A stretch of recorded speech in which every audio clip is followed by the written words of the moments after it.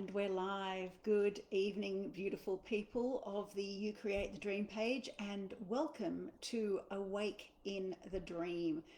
This is our fortnightly call. It's an opportunity to ask me any questions at all, and I also share what I feel needs to come through on any given day, actually, because I do come on every now and then. Hello, beautiful Marina. How are you?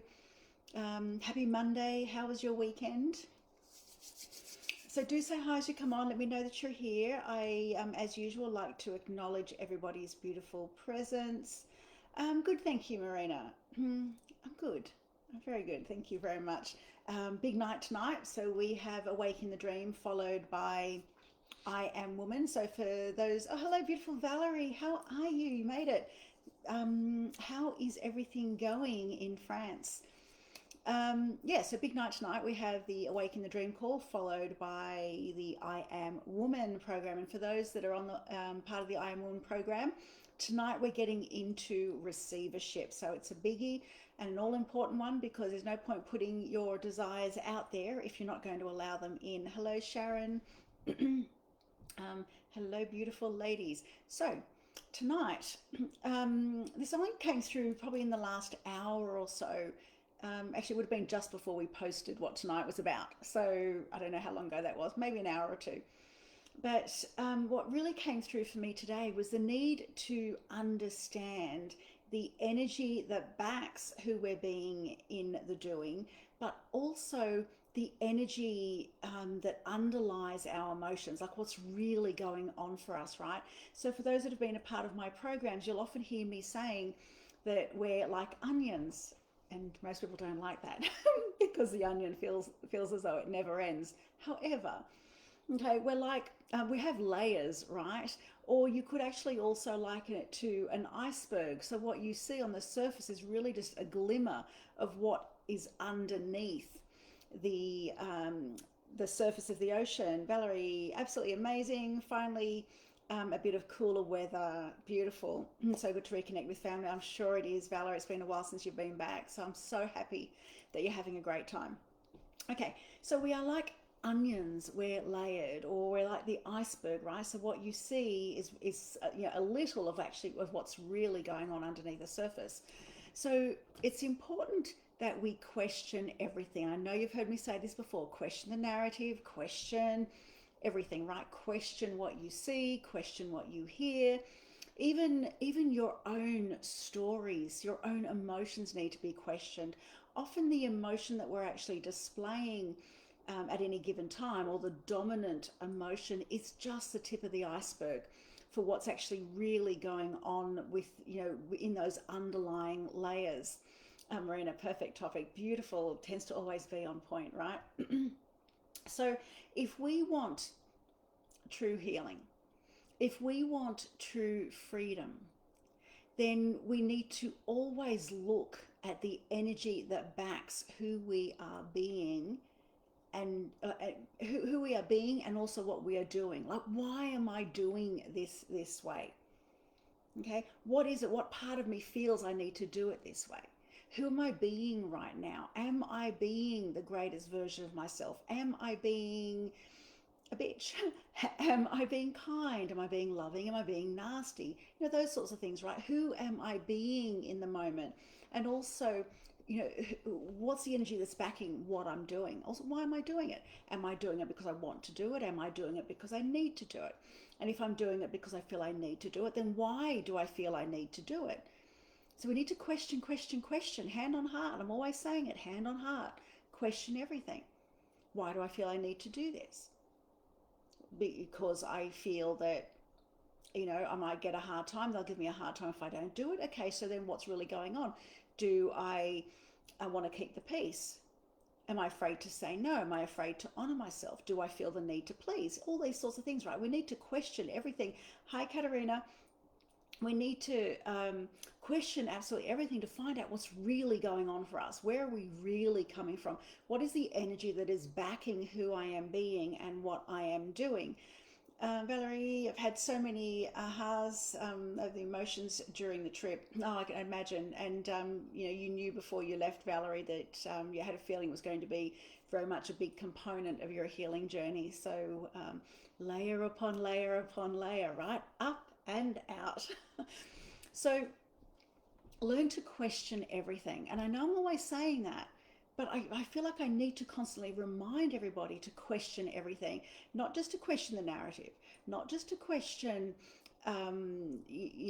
bits and pieces, but to question everything. Is this truth? Is there another way? Is there more to this? Who am I being? Are my stories true? The emotions I'm feeling right now, are they true? What is underneath that? What is beneath this? If I was to really tap into why I'm behaving this way, why am I behaving this way? What is really going on for me? What is it I really feel?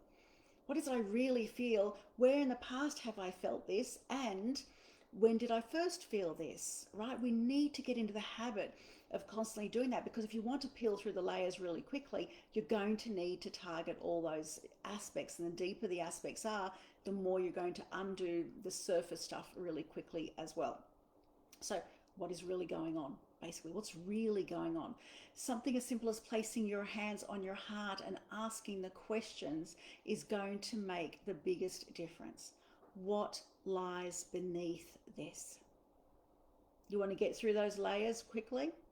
Then the layers mean going down deep, right? What lies beneath this? What is the emotion I really feel beneath this? It can give you so much great insight, an insight that is big enough to literally awaken so many truths within you and change the way you feel and also how you see the world. Okay, because we know that often our perceptions aren't accurate. And when we change the way we see things, the very things we see change the world. Marina, I've been asking a lot the past few days, so much crap coming up. And Marina, I celebrate you. I celebrate you for being brave enough to not put a full stop at the end of what you currently feel, but to recognize that there's got to be more. What's underneath this? Because too often that's what we do. We will label something and like we'll say, I am sad. Well, no, I am not sad. I might feel sad, and feeling, flows. Feeling is an emotion that comes and goes.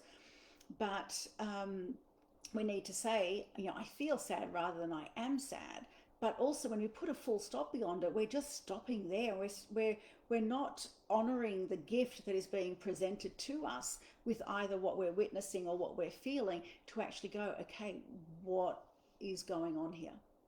What is going on here? So Marina, I celebrate the fact that you have been asking a lot, because that's when you actually dive in deep and I was going to say it's like frothing milk, but you kind of froth it all up, right? And it all comes up to come out. So this is you bringing things up and out, and that's a really fabulous thing. So what I want to do tonight, specifically though, is I actually want to talk about some of the not so good emotions that we might feel, from time to time, and what is actually beneath them. Now, what I'm going to share with you is pretty in your face, but it helps you to really understand what might be going on for you.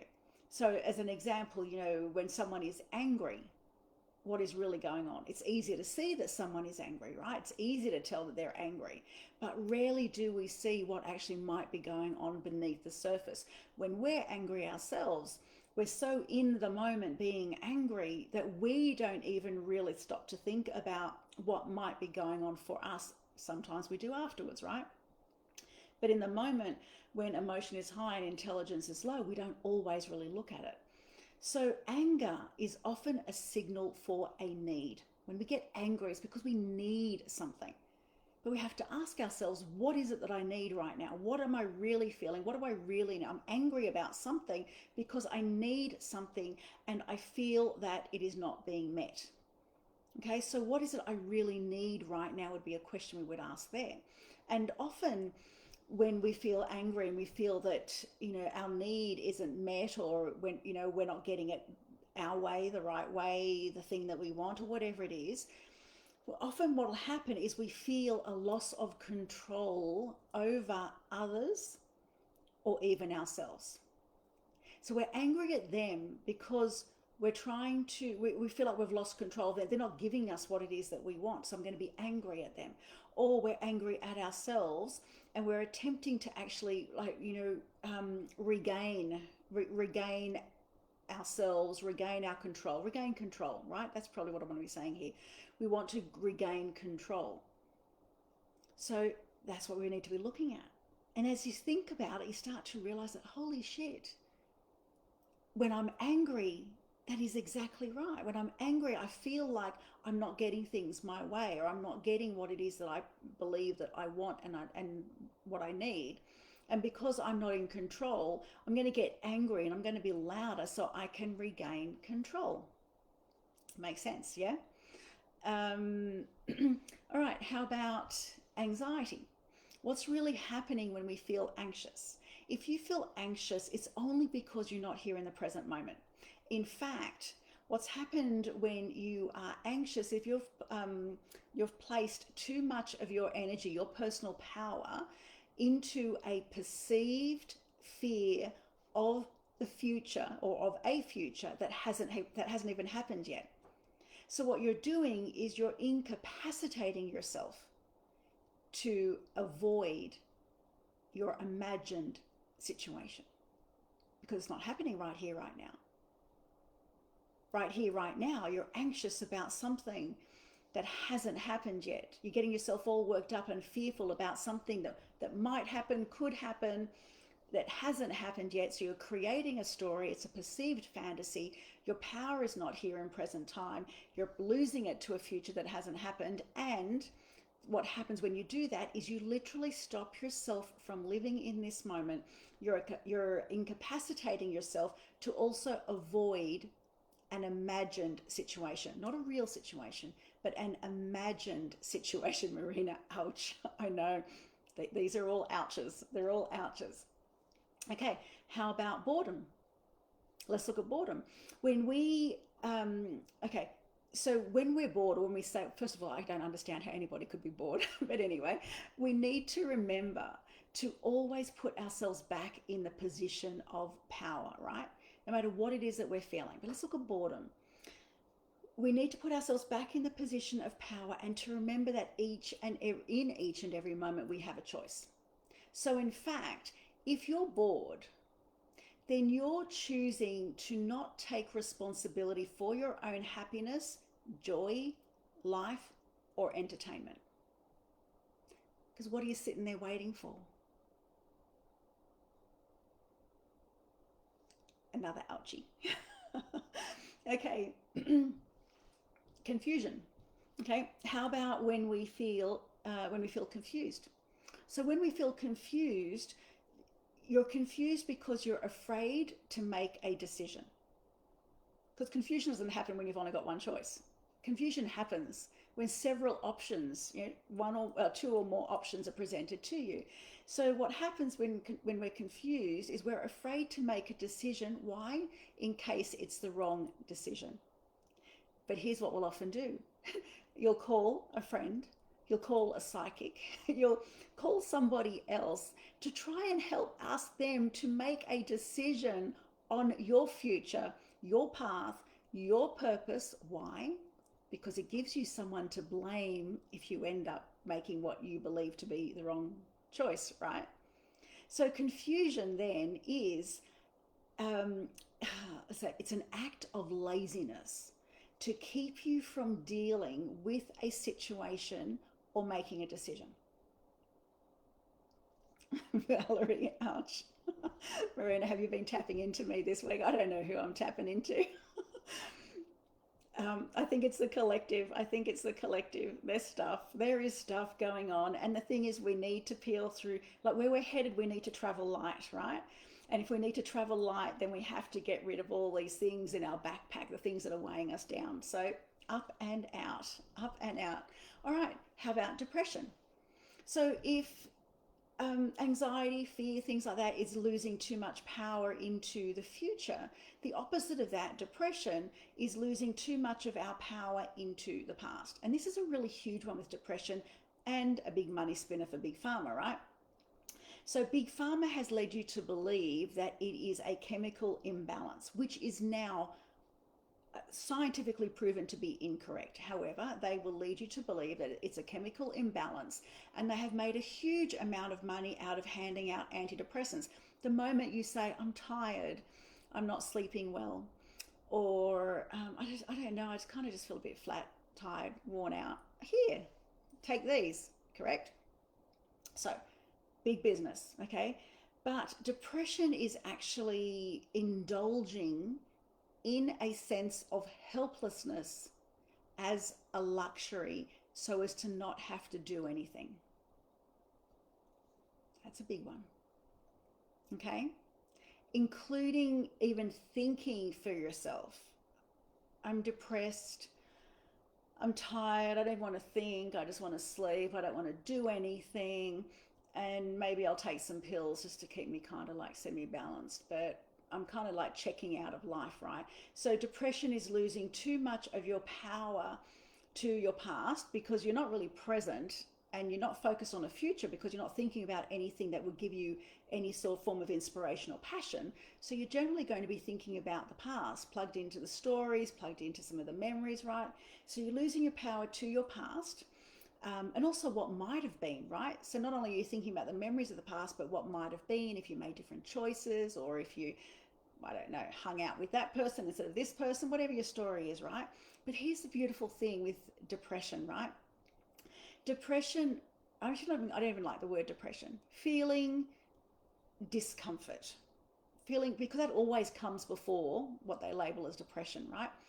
Feeling uncomfortable with where you're at, feeling lost with where you're at, feeling down and out with where you're at, right? That is one of our greatest gifts, but no one freaking tells you that. It is one of the greatest gifts because it's basically the universe, spirit whispering, you're not in alignment with where you're meant to be. Sure, this was a perfect stepping stone. You came into this job role and you were so excited and you were so passionate, and you've been here, like your time here is done. Your time here is done. You've learned what you need to learn. This was a stepping stone. You've met this person. You gathered this experience and this knowledge. Now it's time for you to leave the nest and go somewhere bigger, somewhere greater, somewhere that is even in more alignment than, with your purpose and where you are now. Every step is a stepping stone to ever greater successes. But the truth is, we would never change. We would never move unless we were made uncomfortable enough. The problem is the moment we feel uncomfortable and we start to have sleepless nights because of our uncomfort, we're labeled as depressed and we're handed a whole lot of pills to keep us in this zone, right? The feeling of discomfort is your gift, otherwise you would never move. At some point we have all packed up our shit and left our families, not because we don't love our families, but we kind of go, you know what, I want to do things my way. I want to find my life, what I'm here for. And then we have more discomforts along the way, but they are our gift to let us know our time in this particular role is done. It is time to move on. Otherwise you would never move on. You would never grow. Okay, so feeling flat, that lack of connection, all of that is designed to have you go deep within. It's designed to have you awaken, open up your heart center more, have you awaken to a greater version of yourself, to take that inner journey, to reconnect with your heart, and literally to catapult you onto the path that you were born for. Okay, that is depression. Look, when it comes to our purpose, I can't begin to tell you how many times throughout my life I have said, oh my God, I am so meant to be doing this. This is so my purpose. I am so meant to be doing this. And of course I do that, and then something else comes along. Oh my God, I am so meant to be doing this, right? Until I stepped fully, until I reclaimed my power and stepped fully into my path and purpose. Everything else was just giving me the strength and the courage that was required to stand fully in my power and to shine bright no matter what anybody says or does or throws at me. Okay? Marina, weird dreams. Marina, me too. Crazy weird dreams. 2 to 4 dreams a night. Yep. Me too, and waking up from them, absolutely. Same with me. I think everybody else that's on the call, if you'd like to share as well with regards to the dreams, massive energetic shifts and a lot of stuff coming up. I've had some anxiety over stupid things, but decided to let it go. Now traveling with Eric's dad, who screams at every. Okay, oh, okay. I say relax, laugh in my head, trying to send some white light, but he's completely blocked off. Okay, so here's the thing, and this is what's really lovely, Valerie. Nothing happens to us, it's for us. It's an opportunity to see where we're triggered, if we're triggered. It's an opportunity for us to find a way. So you can, obviously you'd be putting yourself and Eric in a beautiful bubble of light, but you could also put him in a bubble of light. You can also have him like send lots of light to him to try and diffuse it, and obviously also love and respect him enough to let him live his life his way, but diffuse it enough so that he may even still choose to feel what he's feeling but not express it to you, because it doesn't touch you or Eric, and he's not getting the reaction, the response that he wants. Because natural human behavior is we do what we do for as long as it works for us. If it doesn't work for us, then we stop doing it. So yeah, so I'd imagine it's a trying time, but this is again designed to stretch you and to have you find incredibly creative ways. So sending you lots of light, sending you lots of light. All right, so what have we done? Depression was our last one. Fear. Let's look at fear. Fear is just like anxiety, right? Because what are you afraid of? Afraid of something that is happening right now. You're afraid of something happening, right? So just like anxiety, we're losing power to an imagined future that hasn't happened. You must remember that your power belongs here in present time. And when you're here in present time and you're free of the heightened emotion, you are then able to see clearly. You actually see truth.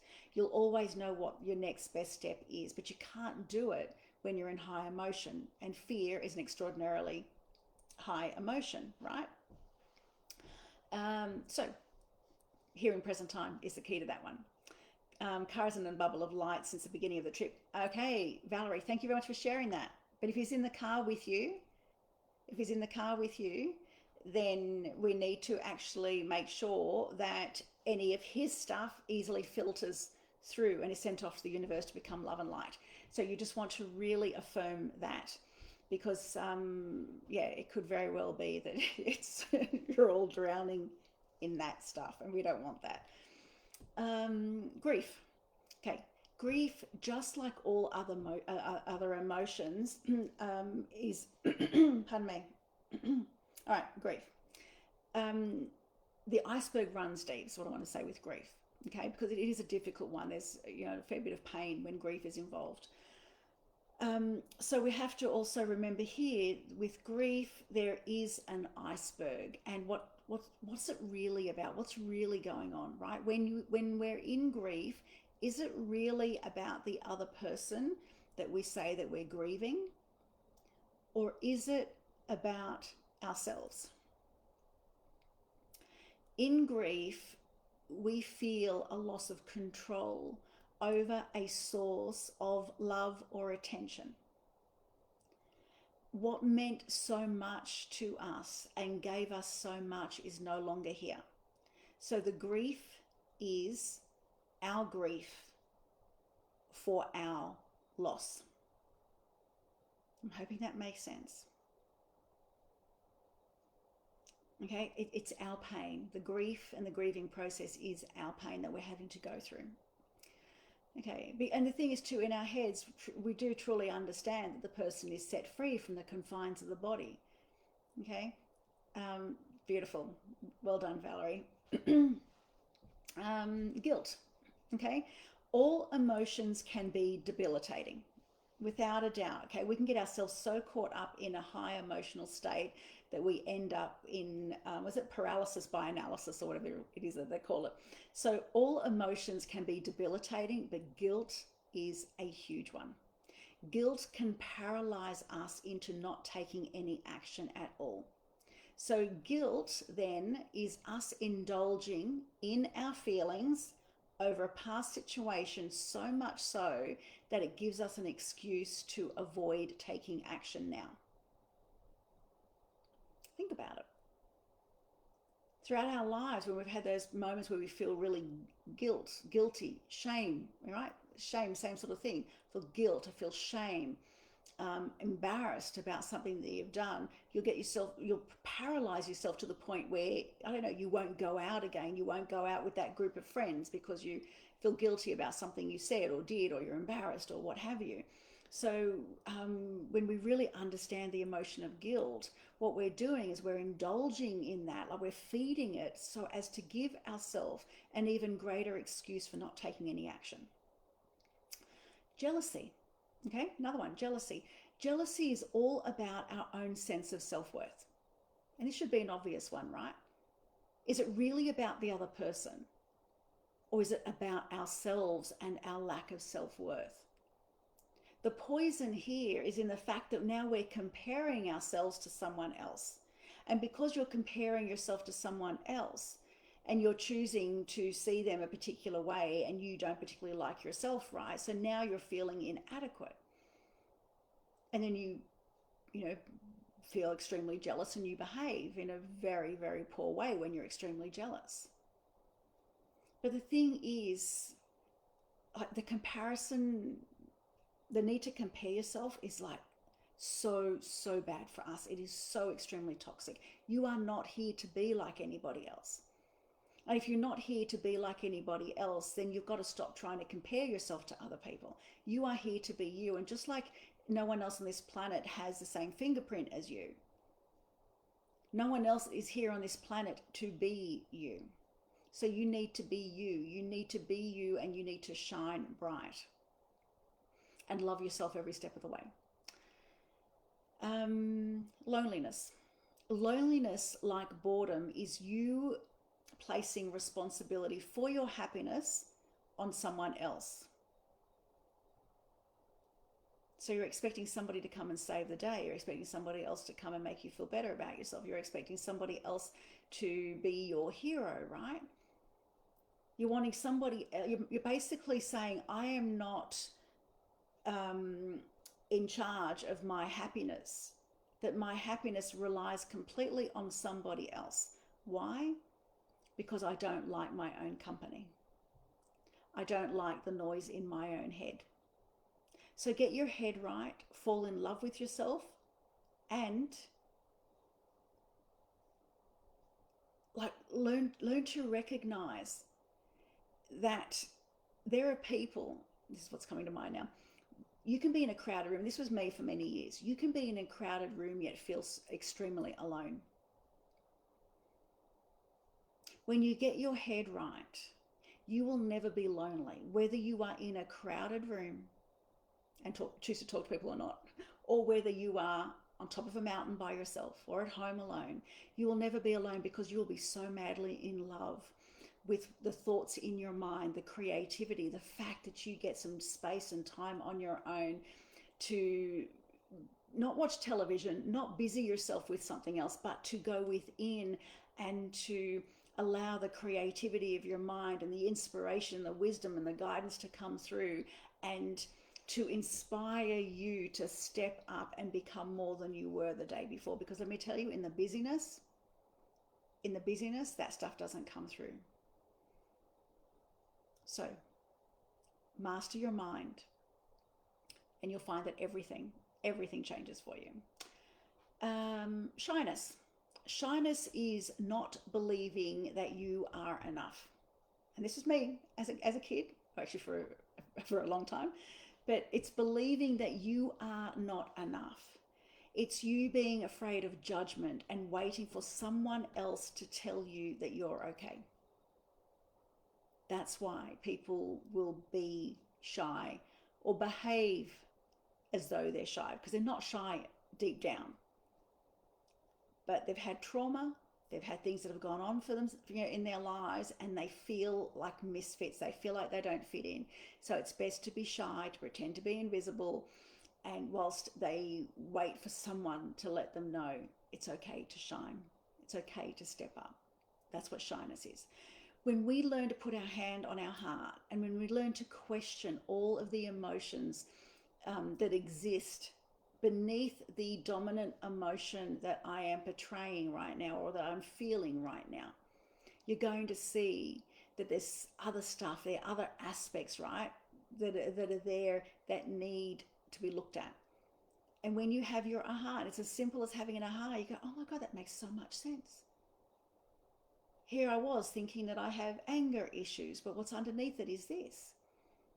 So now what I need to do is to look at this. Or, oh, I always thought that because I'm not good enough and because I don't have the degrees and this and this and this, that I'm just shy, or I'm just naturally an introvert. When in fact, I just never felt safe enough to stand up.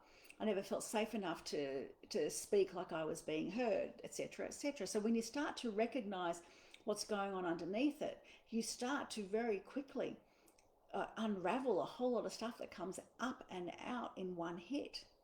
You change everything extraordinarily quickly when you stop focusing just on the iceberg and start to realize there's something else under here. And when I get to that, clear that, everything else unravels too.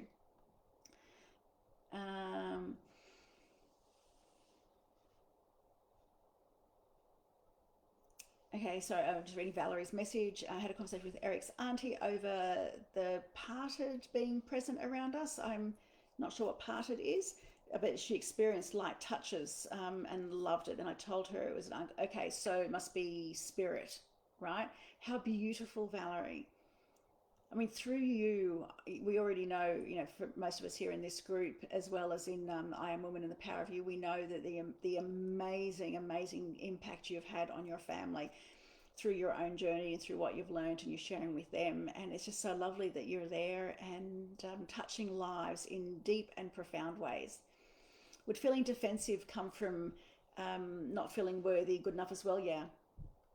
Absolutely. And what you do is, look, at the end of the day, every emotion, if we followed it all the way down the rabbit hole, is always going to come back down to the not good enough. Because if I felt like I'm enough, then I wouldn't feel like I need to behave like this, right? At the end of the day, we're all wanting to feel as though we're enough. But the defensiveness, which is, I put it on the same page as anger, right? Why do we get defensive? Why is it I get defensive?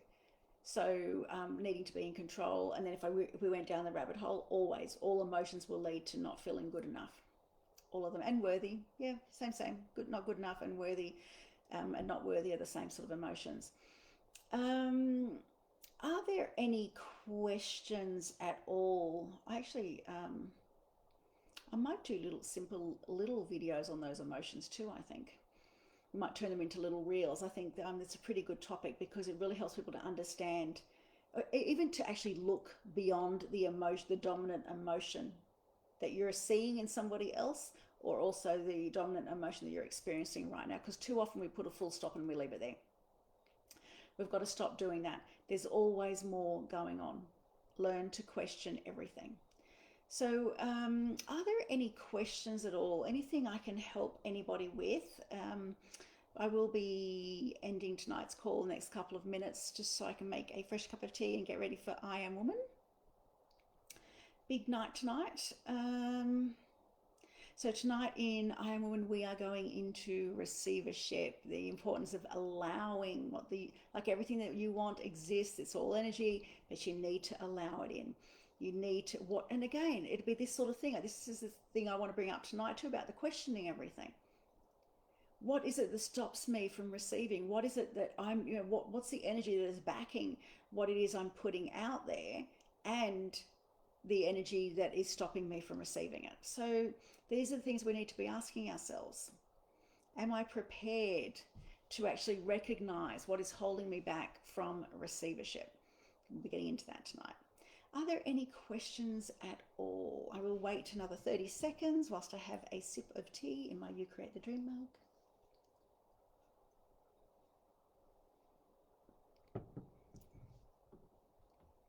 Okay, so if we have no questions, then I am going to say my goodbyes.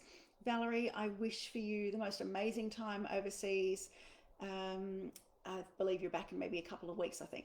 But I wish for you the most amazing time. To everybody else, good night, good morning. To those that watch the replay, please do comment #replay. I'd love to know who's watching. I know when we look at the views, we get lots and lots of views, but I also know that a lot of people like to be what do they call them?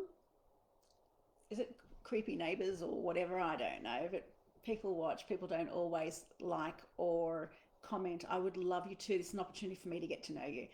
Alrighty, much love to you all. You're very welcome, Marina. I look forward to seeing you all soon. Good night.